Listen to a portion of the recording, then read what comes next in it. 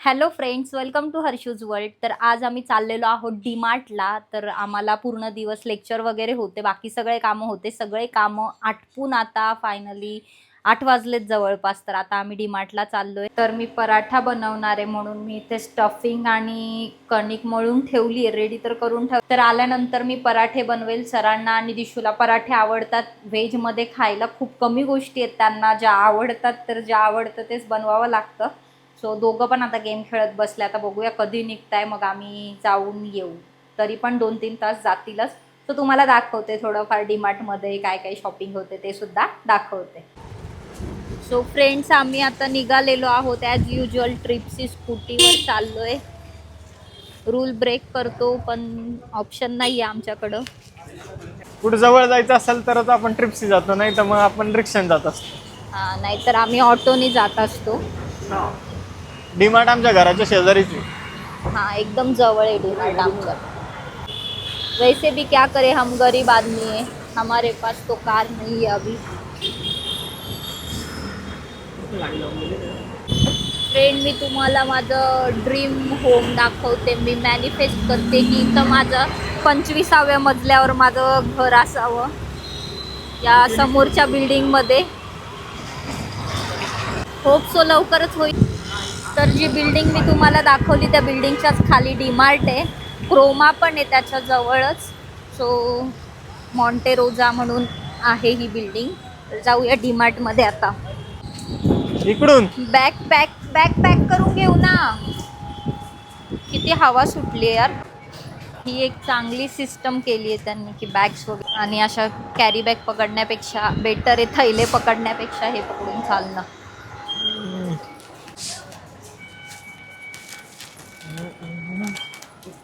आल्या आल्या पहिला सरांनी त्यांचं फेवरेट चहा उचललाय. चहा हे बस होईल का आपल्याला, का अजून लागेल? हा, अजून एक घ्या. 2 लागतात. मला असं सेक्शन वाईज डीमार्टमध्ये फिरायला खूप आवडतं.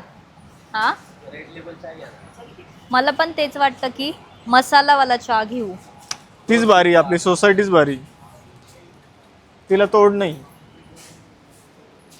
तसं तर यावेळी खूप सामान आहे आपल्याकडं. ती कॉफी नका, इकडे घेऊ जाऊ. चाय मध्ये खायला काहीतरी घेऊ ना. खारी घेऊ एक. मी नाही खाणार, तू खाणार असेल तर मी घे. खाईन.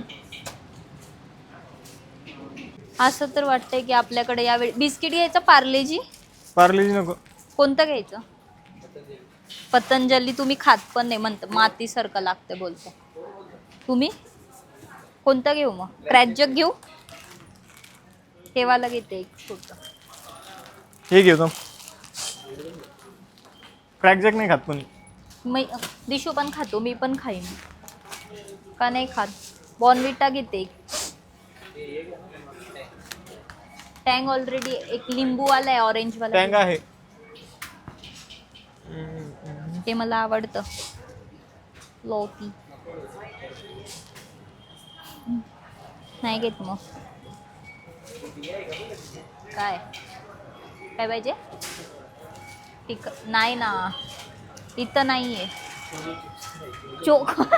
जोलो चिप्स झेप्टोवर आहे. थंड घ्यायचं का? हा, कोल्ड ड्रिंक मॉन्स्टर. एवढे नाही कोल्ड ड्रिंक.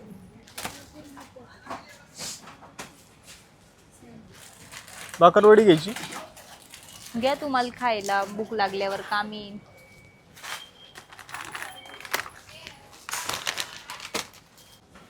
नेक्स्ट चॅलेंजचा स्टॉक आलेला आहे आपल्याकडं आता.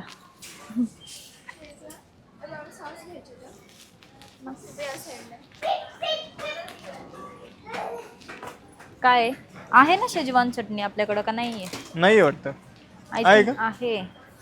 किती मोठी इप्पी आली, 18-1. लंबीच्या लंबी इप्पी दिसते. 18-1. आता दिशूने माझ्याकडं सोपवलंय, त्यामुळं मी जे दाखवता येईल तेवढं दाखवते विथ शॉपिंग करता करता. तर फ्रेंड्स, आम्हाला हे लोक ब्लॉग बनवून देत नाही डीमार्टमध्ये. ते म्हणताय की अलाव नाही आहेत. सो त्यामुळे पूर्ण काही शूट नाही करता येणार. जेवढं करता येईल तेवढं दाखवते. सो बघत राहा. हे सगळं आम्ही आतापर्यंत एवढं कलेक्ट केलंय. आता आम्ही ग्राउंड फ्लोअरला आलोय. तिथे सगळे कपडे वगैरे प्लास्टिक मटेरियल्स आहेत. नाही तेच इथं बॉल बिल बघताय.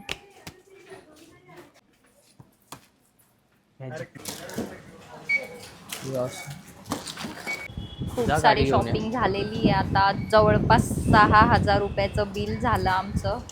आणि आता आम्ही बाहेर चाललो.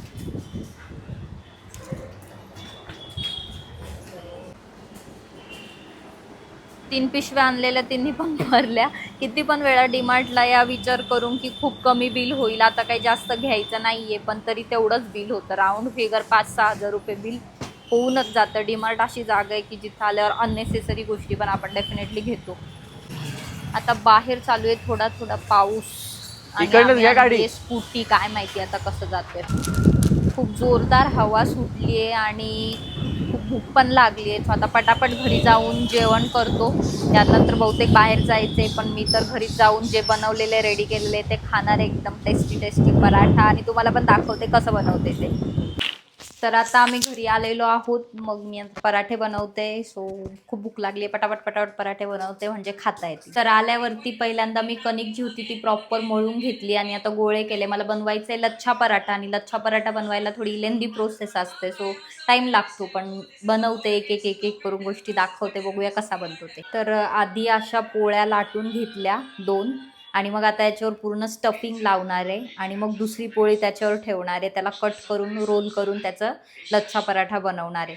आणि एक्स्ट्रीमली सॉरी, मागे जो राडा दिसतोय तर त्यासाठी थोडंसं इग्नोर करा त्याला, कारण की विकेंड जवळ येत चालला की पसारा वाढत जातो आणि खूप सारा राडा आहे मागे, तर तो संडेला क्लिअर होऊन जातो. मग आता मी याला व्यवस्थित कट करून घेते, कारण की असाच लच्छा पराठा बनवला जातो. याला रोल रोल करायचं नंतर. सो अगेन पीठ वगैरे खूप पडले. तुम्ही म्हणाल की मॅडम तुम्ही स्वयंपाक करताना काय पसारा करता, पण ते आता खूप घाईघाईत बनवणं सुरू आहे. बघा असे एक एक एक एक रोल करून घेऊ छानपैकी. असं तुम्ही पण लच्छा पराठा एकदा ट्राय करा, खूप छान लागतो. म्हणजे नॉर्मल पराठ्यापेक्षा या पराठ्याला खरंच एक टेस्ट आल्यासारखी वाटते, वेगळीच. थोडंसं कणिक पण पातळच झाली माझ्याकडून, कारण खूप वेळ मळून ठेवली होती आणि बाहेर गेलो त्यामुळे. सो बघा असं आता हे इथे लच्छा फॉर्म होणार जेव्हा याला लाटणार तेव्हा. मग काय करायचं, याच्यावर थोडेसे तीळ स्प्रेड करायचे. सो तुम्ही असं काळे तीळ, कोथिंबीर, व्हाईट तीळ त्याच्यावर स्प्रेड करू शकता. असे टाकायचे थोडेसे, मग अजून छान दिसतं ते आणि खायला पण छान टेस्ट येते त्याची, क्रंची क्रंची वाटतं. तर आता याला आपण लाटून घेणार आहोत. तर ते बटाटा थोडा पातळ असतो ना, मग तो खूप पटकन चिपकतो, लाटलं जात नाही, म्हणून खूप साऱ्या पिठात मी त्याला लावून घेतलं पीठ आणि थोडा पेपर घेतलाय, म्हणजे पोळपाटला ते चिटकणार नाही खूप जास्त. आणि आता त्याला असं वरून प्रेस करून हळूहळू लाटून घ्यायचं. खूप जास्त पण प्रेशर नाही टाकायचं, मग ते लच्छे व्यवस्थित नाही बनत. सो असं त्याला लाटून घ्यायचं. आता त्याला आपण लाटलंय थोडंसं, खूप पातळ पण नाही लाटायचं, थोडंसं जाडच ठेवायचा हा पराठा आणि चांगला भाजून घ्यायचा. बघा किती छान पैकी लाटला गेलाय आणि लच्छे पण दिसताय. आता त्याला आपण भाजूया तव्यावर. तवा आधी चांगला गरम करून घ्यायचा. पैकी तवा तापलेला आहे, आता आपण पराठा टाकूया त्यावर. तर थोडंसं आधी नॉर्मल तुम्हाला तेलात किंवा तुपात भाजायचे ते तुम्ही डिसाईड करा, पण मला तुपामध्ये भाजलेला पराठा खूप जास्त आवडतो. तुपामध्ये खूप चांगली टेस्ट येते त्याला आणि एक प्रॉपर फ्लेवर देतो. सो मी तुपामध्येच भाजते.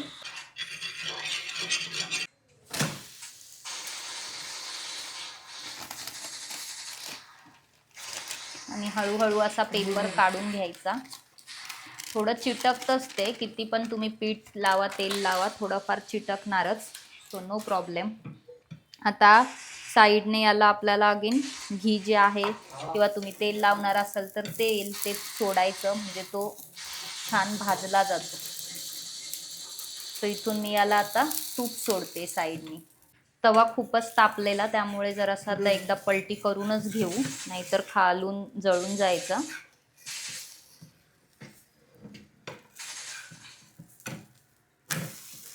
सो बघा किती छान भाजला गेलाय. परत असं खालच्या बाजूने, कारण काठाला कच्चं नाही राहिलं पाहिजे, सो म्हणून कडेने मी तूप जे आहे ते सोडते त्याला, आणि वरून सुद्धा एकदा असं व्यवस्थित तूप लावून घ्यायचं, म्हणजे ते छान भाजलं जातं पुन्हा.